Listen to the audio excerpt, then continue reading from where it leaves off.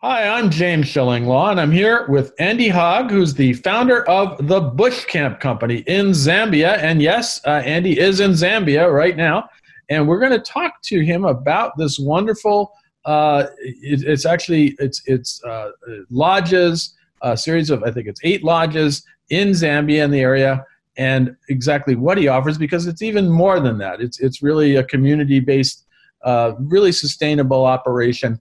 And it's a very unique product for those of you interested in going and have this safari experience and have the things that you can have in the lodges.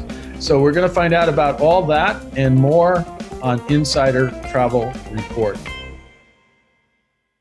Now, first of all, Andy, we said you were in Zambia. Where are you exactly in Zambia, and how are you?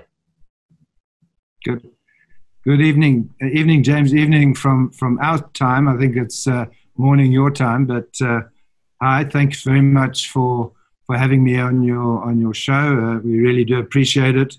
Any exposure that Zambia and us can get is always a really good thing. So we appreciate your help and your effort. Thank you. Well, tell us a little bit about the Bushcamp Company, what it is, when and why did you start it, and what's the history of the company? Sure. Well, I live in Mfui at a lodge called Mfui Lodge, which has been going since 1996.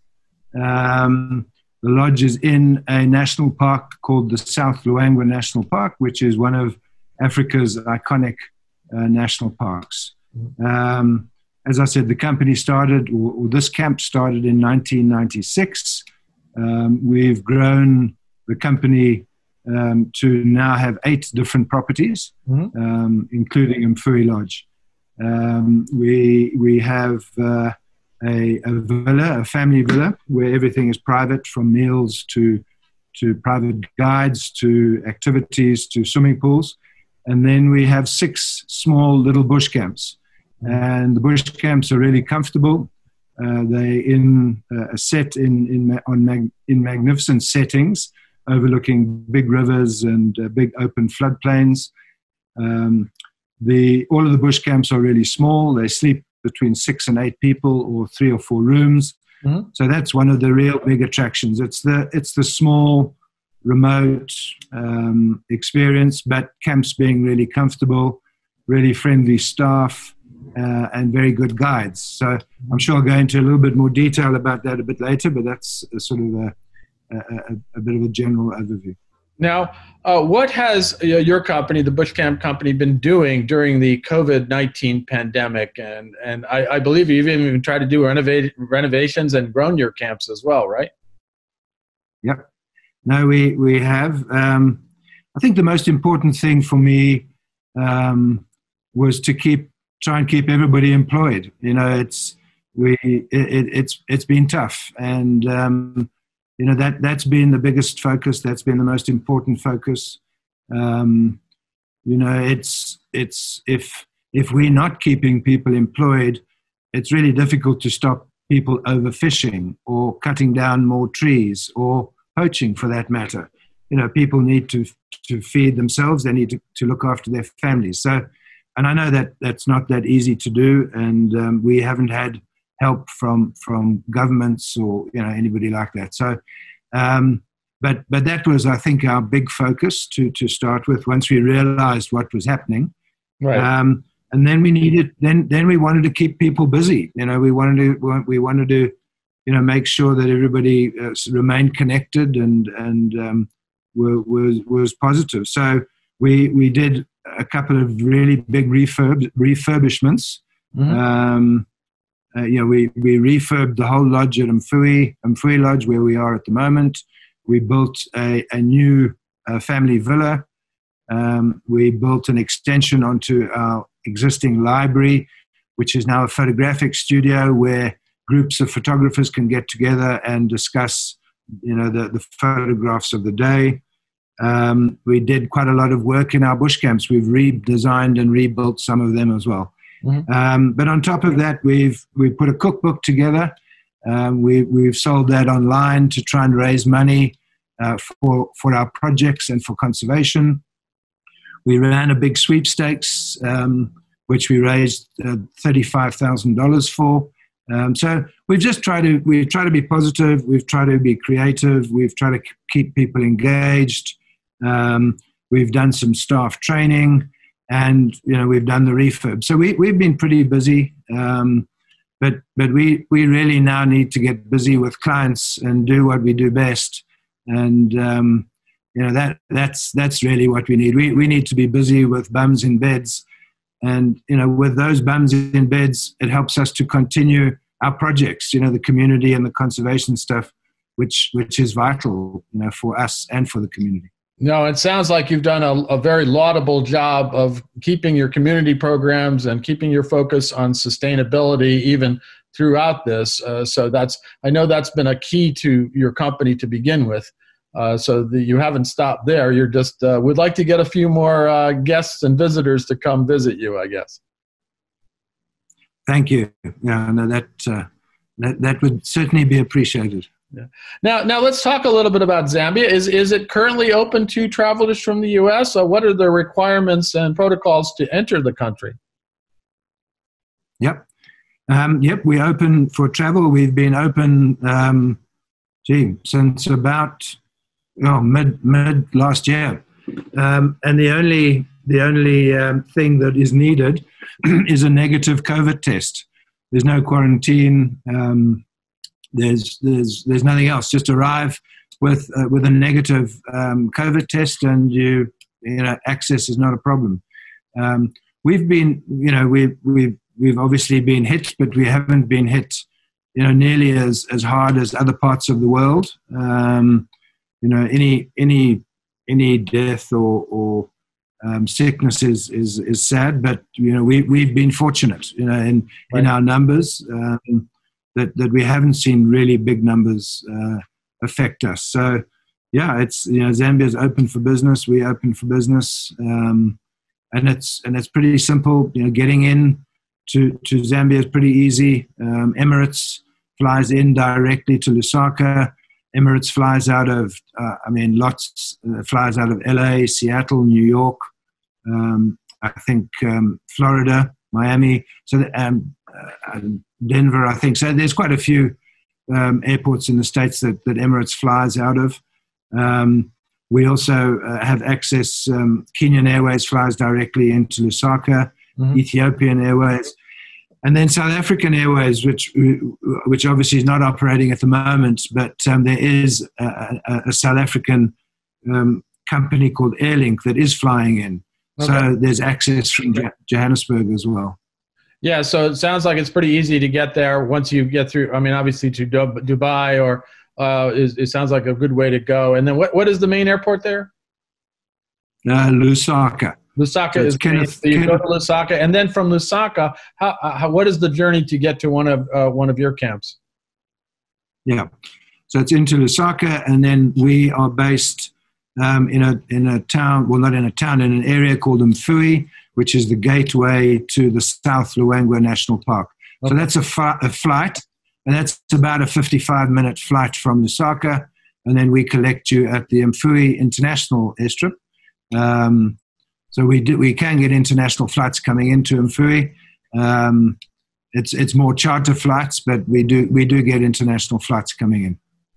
Now let's talk a little bit about what makes for a Bushcamp property. What are the distinguishes your lodges from maybe others in terms of accommodations, dining, other facilities?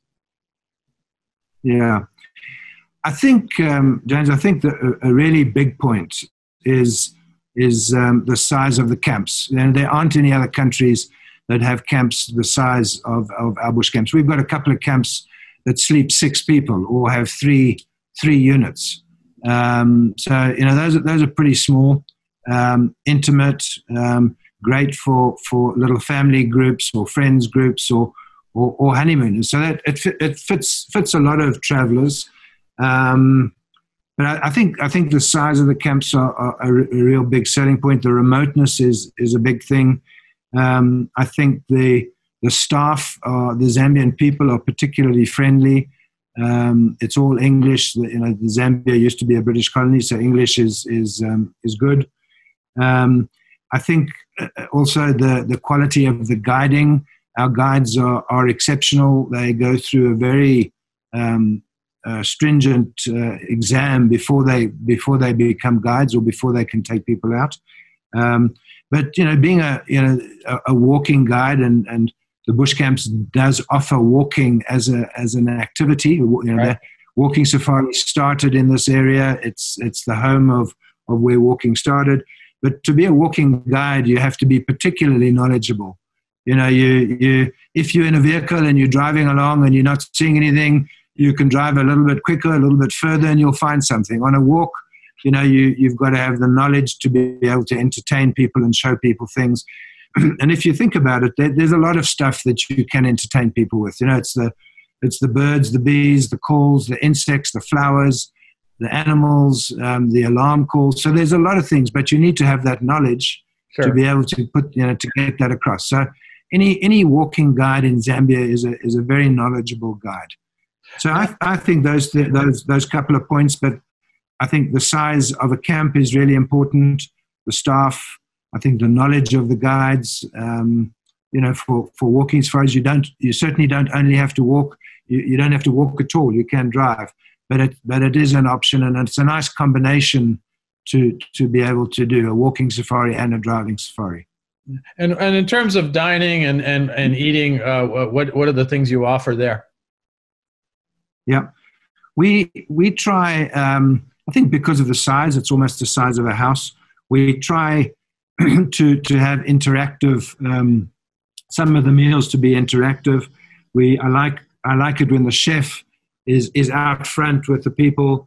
I like the staff engaging because, as I said, it's small, like somebody's home. But we'll do things like Mongolian stir fries. But we do them in camp, but we also do them outside, and it's a stir fry where you have all sorts of different meats and vegetables and sauces, and you choose what you want. But it's the place where you do it. It's the ambience, the atmosphere. It's the chef there telling stories, the guide there as well. We also we have pizza ovens that are put into certain places along the river, and people will go for a drive or for a walk, and they would then walk into this area that which has a pizza oven and everything set up, and you would then have a pizza and salad for lunch. So it's all a surprise. We do things in the river. We have a couple of rivers that are clear, shallow rivers, where we'll do soups. We'll have a sundowner, and then they'll go on a game drive. They'll come back, and then there'll be 3 or 4 soups set up, and we'll have soup in the river, and then people will drive back to the camp and have their main course. So we're fortunate to have an area where there's nobody else to operate, and that we're able to do those special things that add to the safari. But we do all the other normal meals, and it's high class, good food. It's an important part of what we do. Hence the cookbook that we've just put together. That's right. You must have enough recipes, right? We've got a lot of recipes. We've got a lot of special ones that we do. Like the soup in the river, or the pizza. Yeah, well, you've sold me on that one. The pizza ovens and the soup on the river. I already want to go if just for that. I tell you, that sounds amazing. Nice gin and tonic in the river. No crocodiles. Nice clear shallow river. Chairs in the river. Perfect. Yeah. Now tell us a little bit about. Now you have the eight lodges. Are they all located in the same area, or are they all different in areas? And tell us a little bit about those. Yeah, it's all in the same national park. Right. Mfui Lodge is in the middle, which is closest to the airport. So that's our base. That camp is open 12 months of the year. And then the bush camps are in the south of the national park. Mm-hmm. They from the first one to the last one is about a 4-hour drive. So that's the distance between the camps. So, but that's what a bush camp is about. It's an activity. You're inside a national park.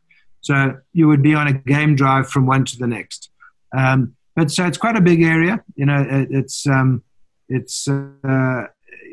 there's a lot of space. There's a lot of wide open space. There's a lot of great views. So that's where our camps are, in the south of the South Luangwa National Park, and then in an area where there are no other camps that operate. No, that's great. Now, another big question is, obviously you're talking about the walks through the national parks. What are the kind of wildlife and sort of safari and viewing opportunities, animal viewing opportunities you can get at your camps? What can guests see and do? Yeah. The South Luangwa is one of Africa's iconic national parks. And I mean, that can be checked up on the internet, and it's up there with the Mara, the Serengeti, the Kruger National Park, Wangi.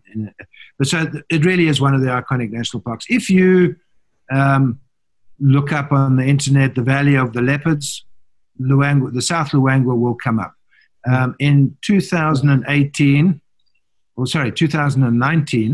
we did a count, and we saw leopard. One of our guides saw leopard on every single day of the year. So that's a pretty good stat. So leopard is very good, up there with the best places to see leopard. It's also known as the Valley of the Elephants. Used to have huge herds of elephants, still have good herds of elephant. So it's a very diverse. There's nearly 500 species of birds. There's some unique ones. So it's a really good wildlife experience, from really good leopard and cat sightings, very good wild dog sightings, great elephant numbers, big buffalo herds. So it's a really good wildlife experience, a really good, productive wildlife experience. No, it sounds wonderful. Now, what would you tell travel advisors to tell their clients how to best prepare them for a trip to one of your lodges? What should they tell them about how to best enjoy the experience, and also how long should they go for? Yeah, our average stay between our 8 properties is a week. Mm-hmm. And people certainly don't spend a night in each one, but they would spend maybe a night or two at Mfui Lodge, which is the base camp. Mfui Lodge is also, and I'll send you pictures, but is where the elephants walk through the reception area. They walk through in November, December every year through the reception area to get to a wild mango tree where they eat the wild mangoes. And it's the most unique, incredible experience. Bizarre that these elephants, wild elephants, completely wild, would walk through a reception area to get to a wild mango tree to eat wild mangoes. But they sleep in the courtyard, and the courtyard is not a big courtyard. It really is incredible. But people might have seen those pictures of the elephants. So that's certainly a big attraction. But again, I go back to the size of the camps. I go back to the wildlife, to the quality of the guiding. I think also a good thing is our community and conservation projects. We've been doing that for 25 years. Just to give you a few numbers, we feed 14,500 meals a week to school children. 42,000 people benefit from our clean water project, which is a borehole or well every single day. We've educated over 1,000 school kids since we've started. We've raised about $6 million into community and conservation projects. So I know the American market is keen for that, likes to participate in that. So that is a big part of who we are, a big part of what we do. So those, the size of camps, the uniqueness of the area, the community and conservation projects that we do, we often like to tell tour operators and agents that it would be good for them to support people that are trying to do the right thing. Right. That are trying to educate kids, that are trying to put clean water, trying to build classrooms and all that stuff. That helps. So anybody that comes here directly participates in that. We take a portion of the rate, and put it into our charity. And so anybody and everybody that comes participates, or directly, as in we take part of the money that they pay in the rate. So yeah, just, Zambia isn't as well known as Botswana and some of the other African countries, but it certainly is equal to the experience. I think if you picked up some of our camps, and we'll send you pictures, and if you put them in some of the other countries, they would be at half the price. So I think the value of a Zambian safari is important as well. At least half of some of the other countries. No, absolutely. I've heard that too. And I'll plead guilty. I've been on safari in Botswana and in Kenya, but never in Zambia yet. So it sounds interesting. And that the image of the elephants walking through the reception area is already drawing me in there. Obviously they checked in online, so they didn't have to go through reception, but we'll see what happens there. But it's amazing. Sounds like an amazing experience, as well as some of the culinary things you mentioned. Now, how do you work with travel agencies here in the U.S. to educate them about your company and what it offers? I know I've heard you do some webinars, training, and other things. But tell us exactly what you do. Sure. I come across and meet with travel agents, tour operators once a year. Last year was the first time, probably in close to 25 years, that I hadn't come. And so I come across, I try and meet as many people as possible to try and spread the word. We have educational fam trips where people come and experience what we do. We have obviously a PR company in New York that we work with that gets stories out. So any of that, obviously the press is vital. That's an enormous help to us. It just gets to so many more people. We have a representative that is based in the States that is also able to help and talk to people. Mm-hmm. But we're quite a small company, and so we got to make sure that the dollar goes a long way. So we get across as often as we can, but that's the way we like to work with travel agents and tour operators. It's the only way for us to get our name out there. Yeah, well said. So I think I had heard of your company, so obviously they have done a pretty good job. I definitely have heard about it before, even though I guess you said back in the 90s, right? We've been pushing for 25 years. Right. Now, tell us a little bit about, do you hope to expand the Bushcamp company anyway, or are you going to sort of stick to your base there in Zambia?